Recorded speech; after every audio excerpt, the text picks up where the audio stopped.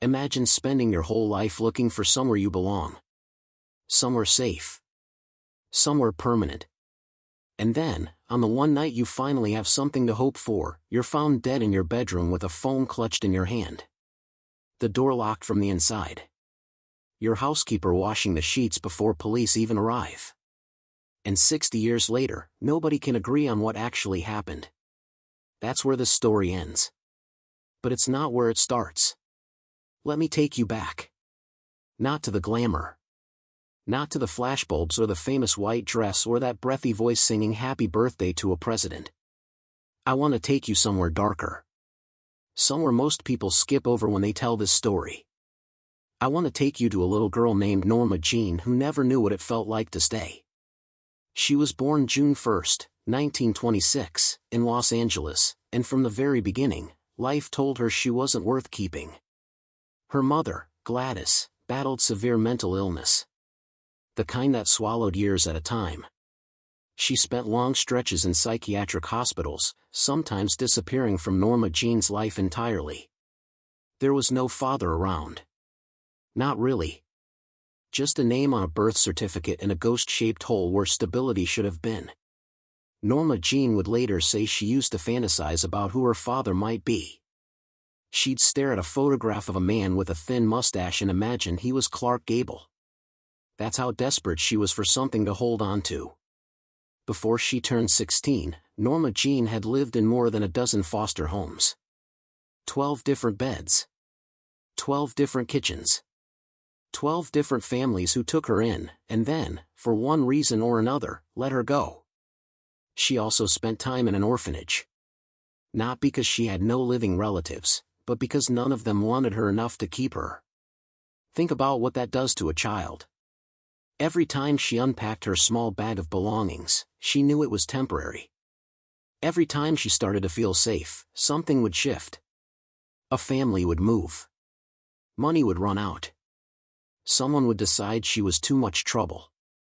She learned the lesson early: nothing is permanent. Not love. Not safety. Not even a place to sleep at night. You carry that kind of learning in your bones for the rest of your life.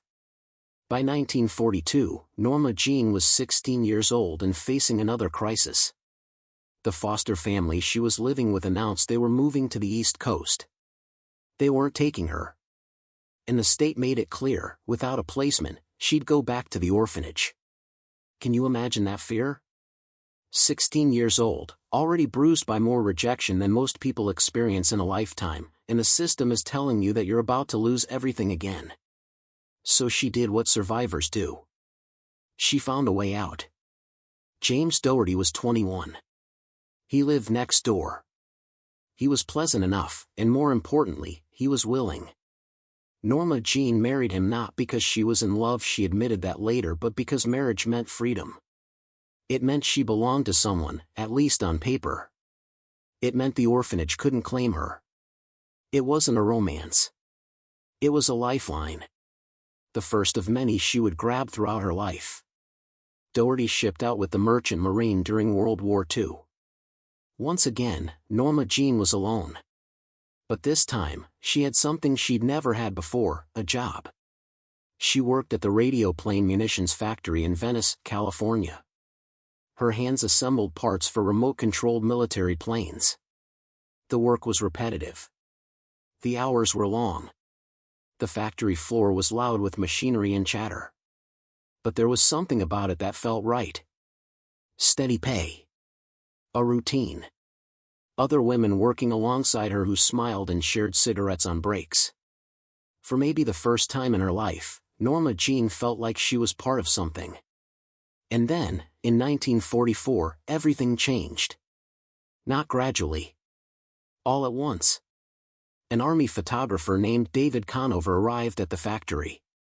His assignment was simple: shoot morale-boosting photos of women supporting the war effort. Good propaganda. Happy workers. Rosie the Riveter stuff. He walked down the assembly line, camera in hand, scanning faces. And then he saw her. There was something about Norma Jean.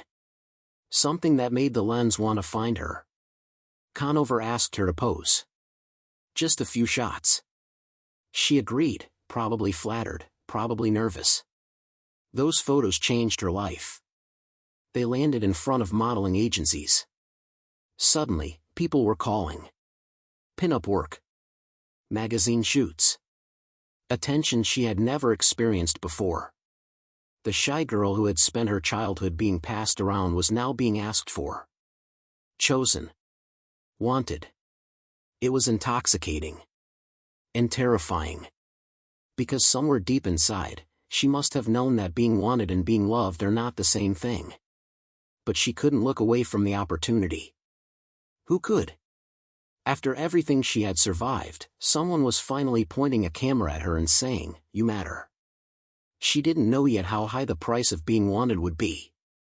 In 1946, Norma Jean walked into 20th Century Fox and signed a studio contract. It should have felt like a triumph. A girl from nowhere, from nothing, suddenly entering the most glamorous industry on earth. But here's what nobody tells you about that moment. When she signed that contract, Norma Jean Mortensen was erased. The studio didn't want her name. Too plain. Too ordinary. They handed her a new identity like a costume. Marilyn Monroe. It sounded like someone. It sounded like a star. And so the transformation began. Executives and publicists went to work on her like sculptors with clay. They taught her how to walk with a certain sway. They coached her voice into that famous breathy whisper. They studied her smile and adjusted it for maximum effect on camera. Every gesture was calculated. Every glance rehearsed. The studio had a vision, and the vision was simple: Marilyn Monroe would be desire itself. Glamour made flesh. A fantasy packaged and sold to every man in America and beyond. For years, she played small roles. Bit parts that barely hinted at the phenomenon she would become. But Fox was patient. They were building something. And by 1953, the investment paid off. Gentlemen Prefer Blondes. How to Marry a Millionaire. Marilyn Monroe exploded into public consciousness. Her face appeared on magazine covers, movie posters, billboards in Times Square. She became one of Fox's biggest moneymakers almost overnight. Her films shattered box office records. Lines wrapped around theaters. Critics called her a revelation. The public was obsessed. From the outside, it looked like a dream. A confident, flirtatious blonde who made everything seem effortless. Who laughed and posed and sparkled like champagne. But from the inside, it was something else entirely. The persona was a role. And like any role, it required constant performance. The woman playing Marilyn still had to exist as Norma Jean, with all her anxieties and insecurities and desperate hunger to be taken seriously. But there was no space for Norma Jean on camera. There was no space for her anywhere. The studio controlled everything. They chose her scripts. They dictated her schedule. They decided what she wore, who she was seen with, what interviews she gave. And they paid her a fraction of what her male co-stars earned. When Marilyn pushed back when she refused another empty-headed blonde role or demanded fair compensation, Fox suspended her without pay. The message was unmistakable: the image mattered more than the person. The product mattered more than the human being creating it. So Marilyn did something almost unprecedented for a woman in 1950s Hollywood. She founded her own production company. She tried to take control of her own career. She fought. But fighting the system takes everything out of you. Offset, Marilyn battled insomnia. Her nerves were frayed. Anxiety wrapped around her like a second skin. And Hollywood had a solution for that, the same solution it offered everyone: pills. Barbiturates to knock you out at night. Stimulants to wake you up in the morning. Doctors handed out prescriptions freely, and nobody asked too many questions. Marilyn's medicine cabinet became a graveyard of little orange bottles. Nembutal. Chloral hydrate. Names that would later appear in an autopsy report. The more pressure she faced, the more she relied on pills to survive another day. Another performance. Another smile for the cameras. Fame gave her adoration, wealth, recognition she had craved since childhood. It also gave her a creeping, suffocating isolation. Because the world wanted Marilyn Monroe. Nobody bothered to ask what Norma Jean needed. By the spring of 1962, the cracks were impossible to hide. Marilyn was filming Something's Gotta Give for Fox. Production was a disaster from the start. She missed entire days on set. When she did appear, she was often hours late. Her behavior was erratic, brilliant one moment, absent the next. Studio executives, already burned by costly delays on her previous film The Misfits, watched the budget spiral out of control. On June 8, 1962, Fox made it official. They suspended her contract and announced her firing in the trade papers. They blamed her publicly for the shutdown. Made her the villain of the story. From the outside, it looked like the end. Marilyn Monroe, once the biggest star in the world, washed up at 36. Career in ruins.